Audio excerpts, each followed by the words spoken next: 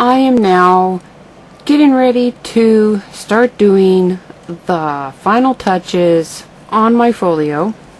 I am going to be doing some hand stitching all the way around. I am going to have a stitching template that can be printed. I have this single skein of embroidery floss. I can't tell you how many decades old it is, and I assure you it is decades old. This is really kind of optional. You don't have to add stitching. I just have a rather large collection of various threads here, and that is the only rainbow variegated that I have. I know I didn't buy it because I would have bought far more than one. I can't give you a color code on it. I just know that it was J&P Coats. It only had the one sleeve left on it. Alright, quick little story time. I have to share this. My threads were in such a mess when I decided to see what I had that all those little beads, y'all, they were bouncing out at me from like the center of the mass. So I'm just going to say that if beads can take root in your threads, then you might have just a small problem. Anyhow, I did get it sorted out, and this is, use what you have. Baker's twine if you want, regular string. You could even probably go to your cooking section and get the string that you use to tie turkey legs together, ribbons, anything you want, or nothing at all. I'm just using what I have, and it just comes out perfect that I had this one skein that was just the right colors for these papers. If you wanted to, you could probably go online and search for variegated rainbow embroidery floss and find other options if you wanted some. But once again, it's up to you and what you want to do to the edges of your folio. You can see the 3 papers that I picked for my cover there. I used one of the solid, I guess I'll just call them solids because the other side is striped. So one of the solid yellows, the blue and yellow, and one of the, it's mostly blue, it has a little bit of purple on one of the ends of it. And I just trimmed it down to where I wanted them. When it came to the one on the center panel, I tried to line up approximately the center where the yellow and the blue come together, and then just trimmed everything down to fit. I had originally cut them to be 4 by 6 just to give myself a little bit of wiggle room when I was positioning them and making sure that the colors were where I wanted. So after I decided how I wanted the edge to line up with the seam binding, then I would mark the little extra to trim off. After I had everything sized how I wanted, I just grabbed up my 1-inch double-sided tape. I didn't put it on very precisely. It's really just enough to hold the papers in place for when I do my stitching, which is why I kept mine further back from the edge. So I just put a couple strips down for each panel, and then I do add a little bit extra of my 1/4 inch to the tops of my staples. And then I come in, add a little bit of extra glue just to help hold it down. Still not being overly careful at my edges because I will be doing some stitching. It is really light at the edges for me. I also just want to make note that on my 3rd panel, I left one corner unglued so that I would be able to tuck the tail of my stitching in there when I did get started. If you are not adding stitching, you are going to want to make sure that either your double-sided tape or your glues are all the way up to the edge so that you get a nice seal between the white cardstock and the pattern paper that you're using to cover. Here is one part of the stitching template. I have it made so that it can be printed out on 2 pages for 8.5 by 11 regular letter printer paper. And I just used some binder clips to hold it in place to help keep it from sliding while I used my awl on top of a foam mat just to put all of my holes in.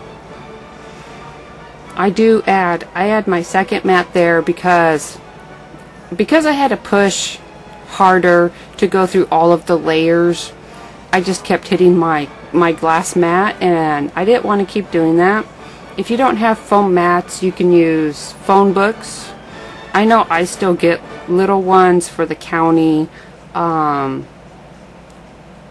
You could get scrap paper and stack it up, some old towels, just as long as you have something soft underneath for poking your holes. If you don't have an awl, you could use a big needle.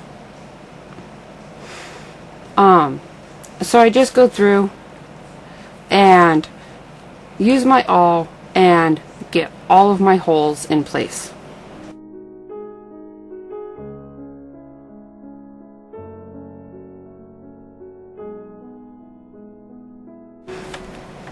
Now on to the second half of the cover.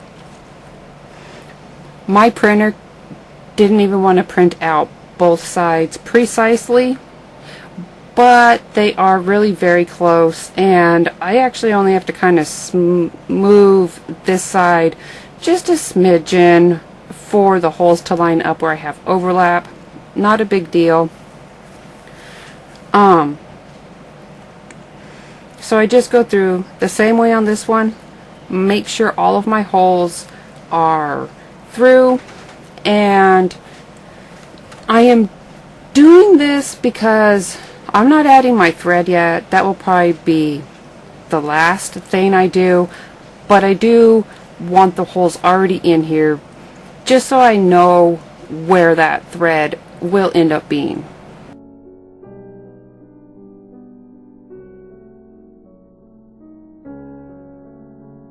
With the holes in there for the stitching, those inner strips, you know, they're kind of off center now. I wanted to go in and just add some white cardstock strips just to really even things out. I had a partial piece of an adhesive sheet, so I stuck one of my smaller pieces of leftover cardstock to it and cut 3/16 inch strip. I have one strip that's 1/8 of an inch that I use as a spacer between the holes and the edge of the strip that I'm putting in place, but the actual strip that gets put in is 3/16, and that's because I picked that size based on the largest edge that I would need to cover, which is the far right one next to the single slot. I added a little bit of extra glue and just put them down in place.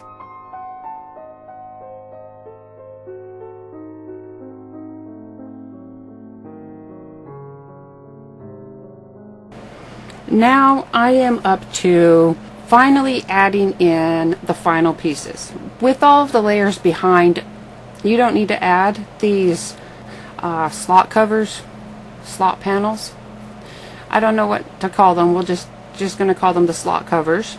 I just use 2 different inks, kind of blending them together. There is, the pink one is Memento Angel Pink. That was the one that came in March's Cards, Tags, and More kit. And I am using the dried marigold that was in April's scrapbooking kit.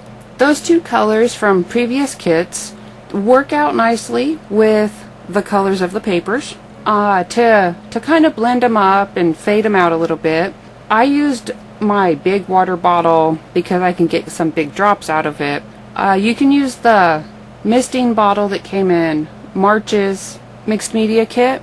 It sprays evenly, so you may not be able to get big drops out of there, but you could always just put some in your hand and flick it off your fingers for drops, or unscrew it and just tap some drops off the end of the tube.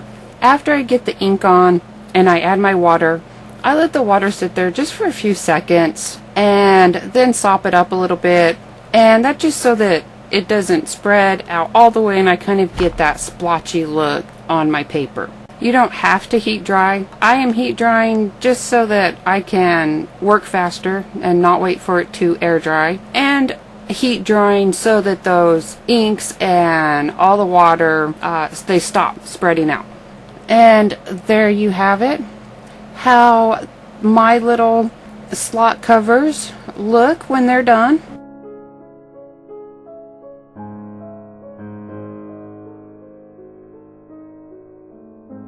After I had added my strips along those hinge pieces, I decided to add a strip to the outside edges, even though they didn't really need it, just so that my little slot cover there was going to be even. Otherwise, one side would be slightly more lifted.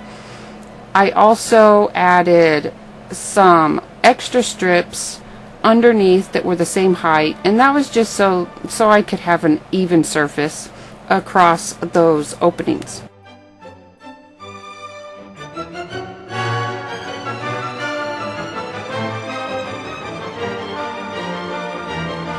Alright, with all my extra spacers in place, I am ready to finish inking the rest of my slot covers for the 2 slot and the 3 slot sections. I kind of blend them together. I'm going to do the 3 slot here, and you can see how I just sort of blend it so that it goes from pink to orange back down to pink. Kind of an ombre or a gradient type blend. And then for the 2 slot ones, I do them both more or less half pink and half of the dried marigold, but then when I put them on, I put the same colors facing each other so that it also sort of looks like a gradient going from one color to the next. And here you can see I'm putting them on so that that sort of gradient look goes across all of the little opening covers here. I put them on carefully. I do add a little bit of extra glue to them. I have a baby wipe in one hand so that any glue that squeezes out I can clean up right away. I make sure they're pushed down, and I make sure that there is no glue that's going to be accidentally sealing up the slot. My inside is complete now. All of my pieces are glued in, and it is time to start decorating the cover. I am going to be using the stamp from the kit this month, along with some Stays On Royal Purple from my stash, and some blending on sort of the focal point using the same pink and dried marigold from the other kits. To help me line up where I want to blend those colors, I just grabbed the sheet that has the stamp printed on it that comes in the pack, because it's a nice dark outline of where that image is going to be, so that I am better able to kind of aim my colors for blending. I go in first with that angel pink which will be, it's about where the butterfly will stamp at, and then around the butterfly where the flowers are, I use the dried marigold. I do come in with my heat gun and just give it a quick going over. I was trying to focus on drying the surface so that I could move on to adding the stamped image. There's my StazOn that I decided to use, my little stamp cleaning mat, my stamp cleaning chamois. I have it all ready.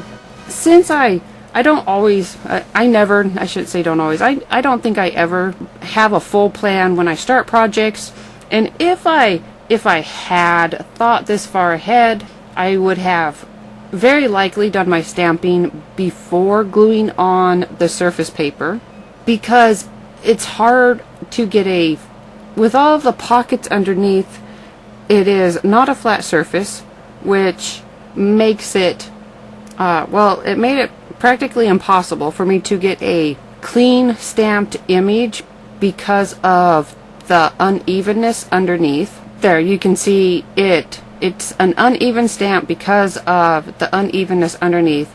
But then I also thought that this would kind of work out as an opportunity to build on it.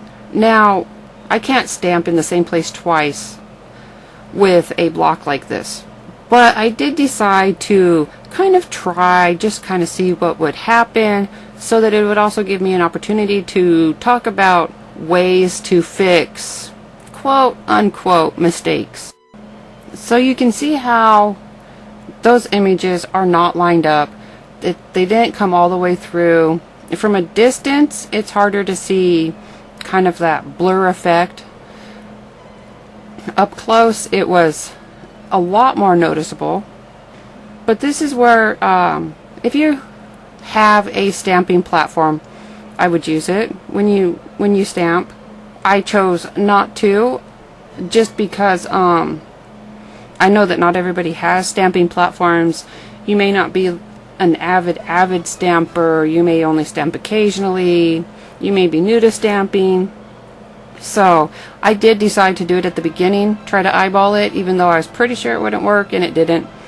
Which leads us to how to fix a blurry double stamped image, or at least how I decided to fix it. Now, if I was using a dye based ink like the distress inks, I would just do this with water, very carefully with water, since this is already put together. But StazOn is a solvent ink, so I grabbed my 91% alcohol, just rubbing alcohol, but it's the 91%, because that will allow the solvent inks or your archival inks, your permanent inks, it will break them up and allow you to sort of blend them together and spread them out. I also did it because the 91% being more pure does evaporate slightly faster. So I just grabbed one of my older brushes that I wasn't worried about dipping into alcohol, and I just brushed it on, and you can already see how it breaks up that solvent ink, and it's giving me more of a spread out shadowy look for my image.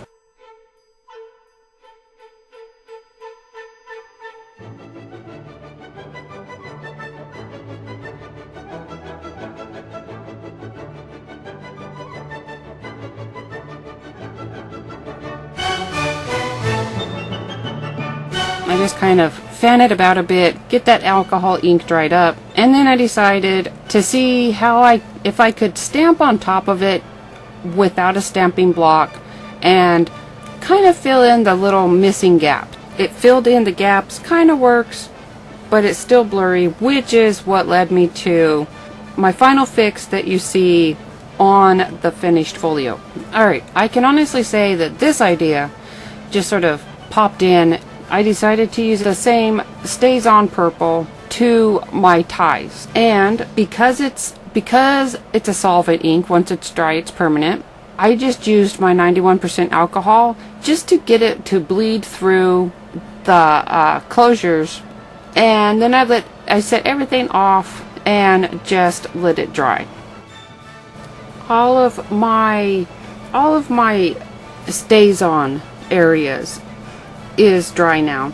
So I just come back in with my blending brushes and that dried marigold and the pink, and just sort of spread out that area around my blurry stamped image.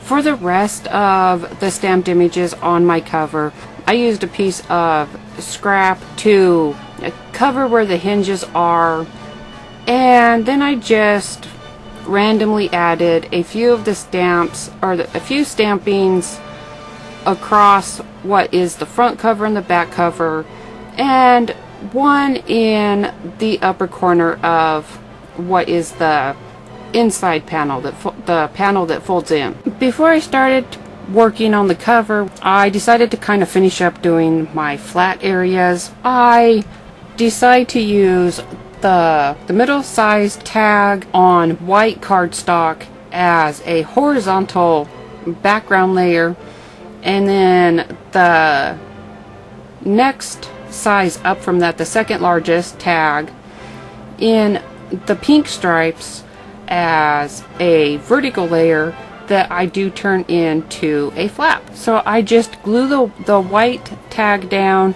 making sure that I have glue all the way up to the edges so that it is nice and flat. Well, I still thought about what I wanted to do with that pink vertical striped tag. I decided to work a little bit on what I wanted to add to finish off that front panel, the front cover. So I just grabbed up some of the cardstock and added some more of the dried marigold and that angel pink onto it so that I could stamp a nice clean flat image that I could then fussy cut out. The flowers and the foliage I glued down flat and just sort of offset them a little bit from the stamped image that's already there. And then I used some double-sided foam just to put up on or at the body of the butterfly so that I could fold its wings up, add a little bit of dimension. And I used my Judikins diamond glaze to help hold that foam and to coat the back of that butterfly, just to give some strength to those wings since it's on the cover and I do have it popped up some.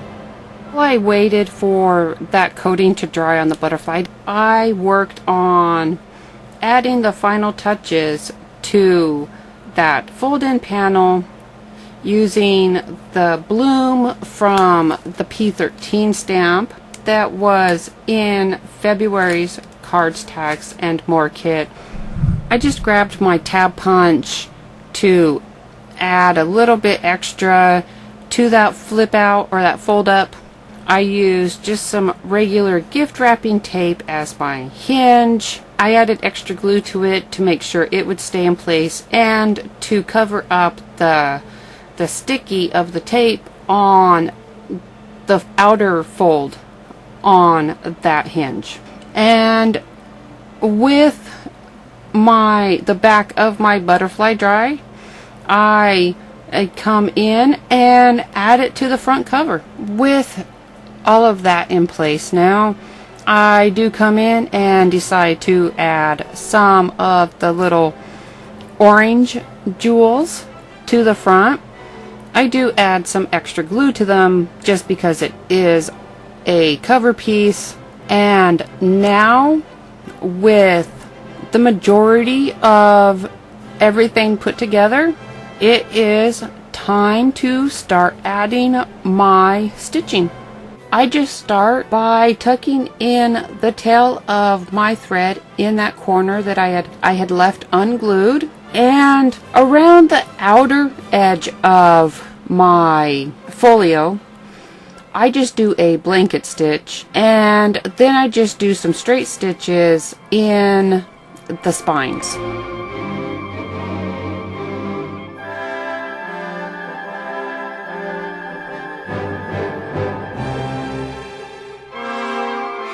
on my straight stitches, I do a regular straight stitch up, and then I come back down and fill in the gaps. And I did it this way instead of doing some back stitching, because with the back stitching then you have a lot more overlap and it would just be bulkier on one side. So I just did my straight stitch, which would leave a space between stitches, and then came back and filled in those spaces.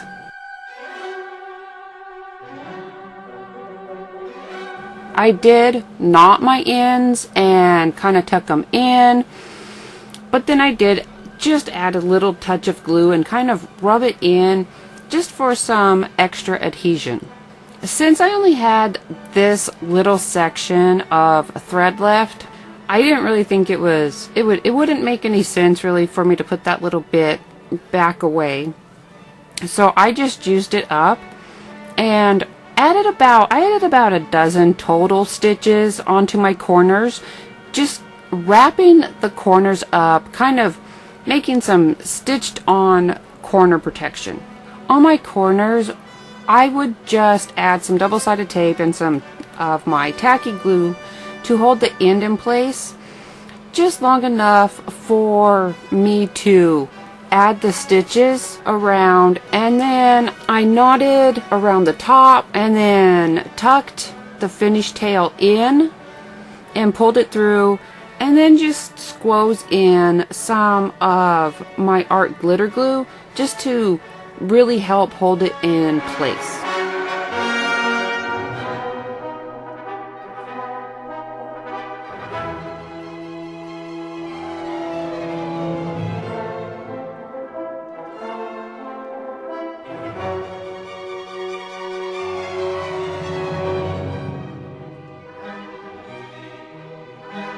With my stitching complete, I am just going to add in a few more details and work on my tags. I decided to add 3 flowers from the Prima flower pack and tuck them under the butterfly wings. This was just to give a little bit more support to that butterfly and give those wings something to rest on, since it is lifted on that 3D foam, or that double-sided foam. That bit of embroidery floss that you see there is the last bit I have, and I decided to just use it up, or use a little bit more of it up, and just add some to that one tag flap. And then to add a little bit more interest and texture, I just popped on some of the green jewels along the bottom edge of that pink stripe tag, lined them up, and I just used the stripes as my spacers so that I just have those jewels in the white stripes. To keep the ends of my seam binding from fraying, I used some Fray No More. You could just use it in glue or knot it, whatever you wanted. I just happened to have some Fray No More, which is, it's just a fabric glue, but it's it's a thin glue, so it kind of absorbs in, which is why I had put a little puddle on my mat and then just dipped the ends in so that it wouldn't soak up too much. For my tags, I just grabbed up a few of the die cuts from the white cardstock and a few of the die cuts from the pattern paper, and instead of just making them solid, I tore them in half. Well, not exactly in half. I kind of tore them like a 1/3, 2/3 split, and then mix and matched solids with some stripes.